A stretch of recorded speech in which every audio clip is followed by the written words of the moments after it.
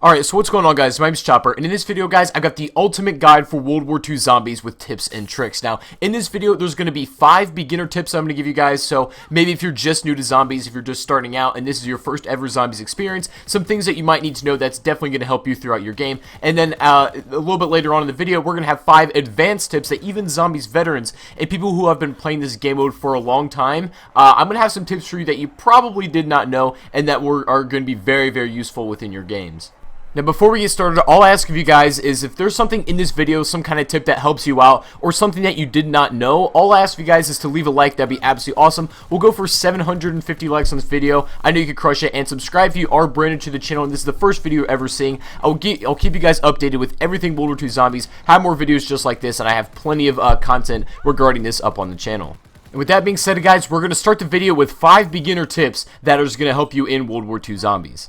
So tip number 1 is going to be regarding the Tesla gun in the final Reich. Now, chances are, if you're just starting out on this map, you know how to build the Tesla gun already. It's a pretty basic task to do, but learning how to use this Tesla gun properly is a little bit different. It kind of maybe reminds you of the Wonderwaffe if you've played that in previous zombies games. However, mechanically, it doesn't work like that at all. The way you should use this is honestly more like the ray gun because of its splash damage, and it can be a little lanky sometimes. If you're shooting at a zombie, you'll notice that it doesn't hit. So the best thing that I can tell you is to shoot like towards the ground so that it splashes onto the zombies. It will still chain to the nearby ones, but if you use it as a splash weapon, it ends up being much better.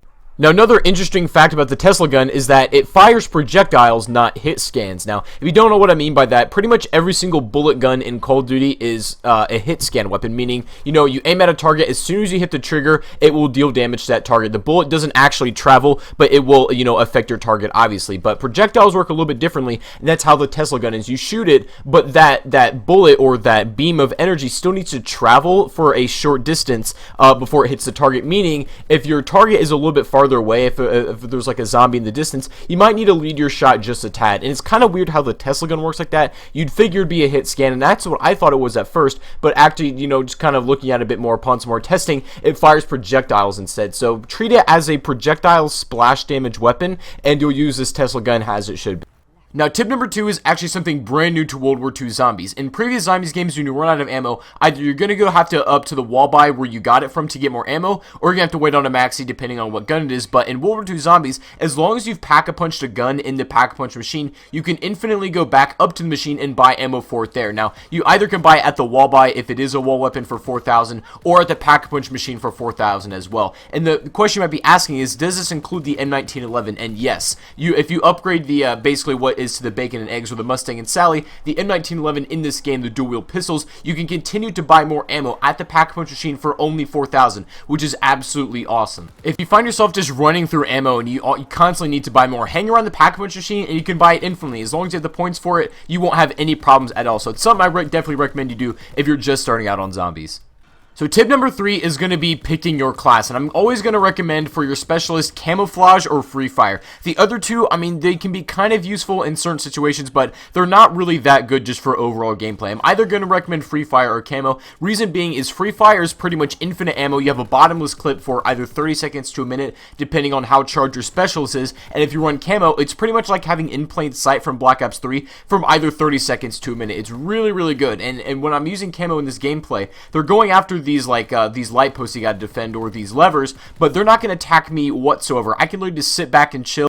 And it's probably got to be the most OP specialist in the entire game. So, and you guys can see in the menu, you have free fire, camouflage, frontline, and shell shock. And like I said, the other two in certain situations can be very useful, but pretty much camouflage can do anything that any of these other ones could do. In essence, you use shell shock if you want to revive teammates, but and same thing, you can just pop camo, go revive your teammate, and you'll still have some camo left over. So there's really no reason to run the other two. And if you just want an overall good specialist, either pick free fire or camo, and you should be just fine.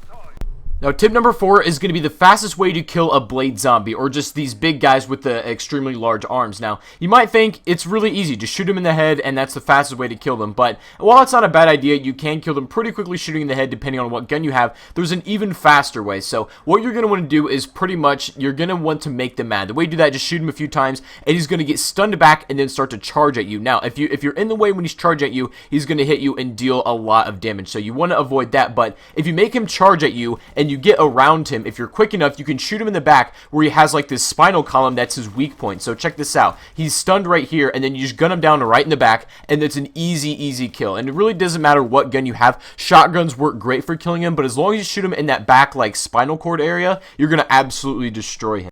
They can be quite annoying in the higher rounds when a lot of them are spawning, but if you know how to do this and take care of them quickly, they're going to be an absolute breeze.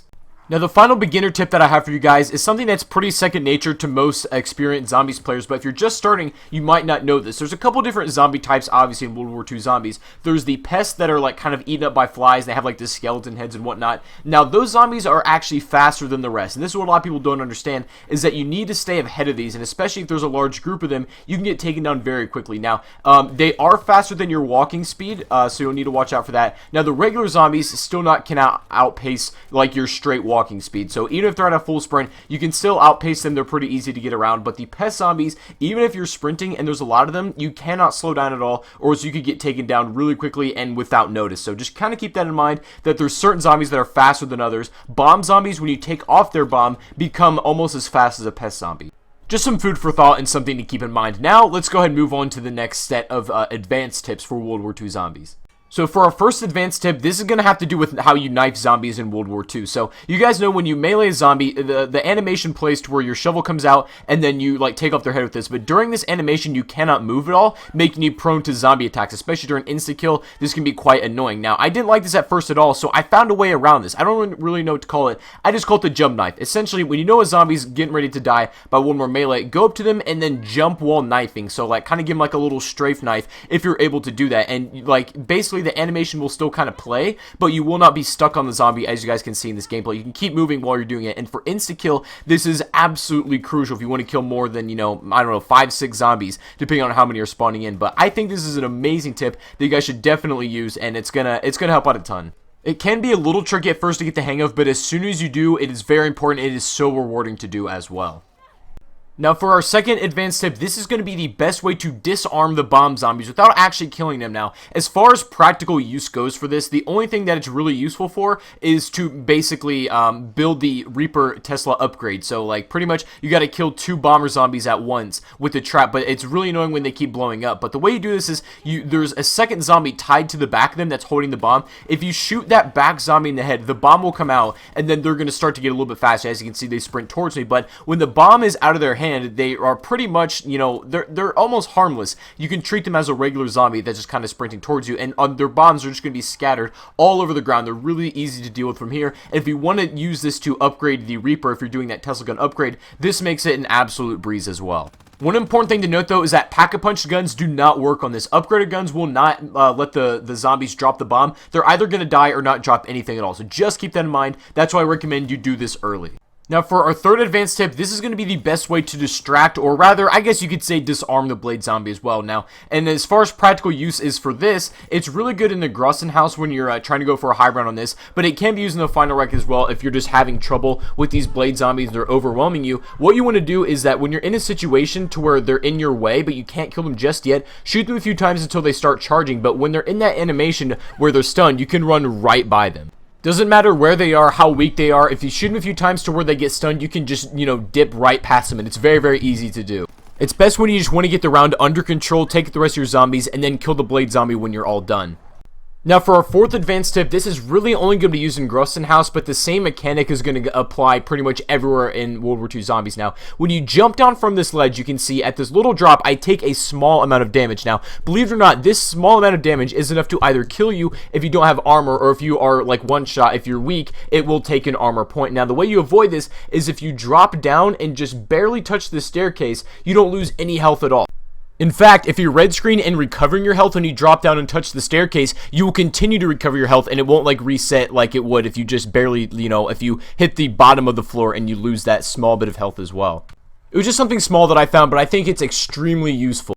No, of course, I have saved the best for last. So if you made it this far in the video, you're going to get some crazy knowledge that's going to help you in the final Reich. Now, this basically is going to make running the Überschnell or any sort of battery, whether it be for the main objective from the Zeppelin or even for the Tesla guns, it's going to make it so much easier than it otherwise would be. Now, you guys know the way this step works. When you release this battery, when it's all charged, you can pick this thing up and you need to run it down to the left hand of God. The problem is, even while you have stamina up, running this battery is a pain because it is so entirely slow.